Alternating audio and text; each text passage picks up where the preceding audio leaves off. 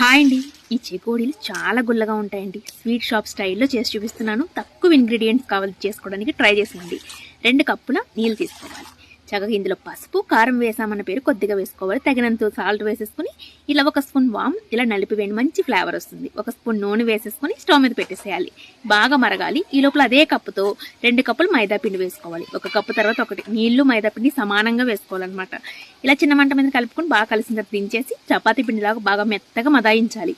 ఇలా స్మూత్గా అవుతుందండి. భలే స్మూత్గా ఉంది కదా. ఇలా అయితే మంచిగా వస్తాయి చెకోడీలు.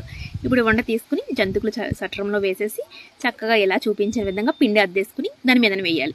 ఇలా వేసుకుంటే మనకి ఈజీగా అయిపోతే తొందరగా వేగుతాయి అన్నమాట చెకోడీలు. ఇలా వేలికి చుట్టేసి ఒక 2-3 వాయిలకి సరిపడా చేసుకున్న తర్వాత నూనె పెట్టేసి వేయించుకోవాలి. లేదంటే బెల్లం తాలికల్లాగా ఎలా చేసుకోవడం మీరు చుట్టుకోవచ్చు జంతుకులు సట్రం లేకపోతే.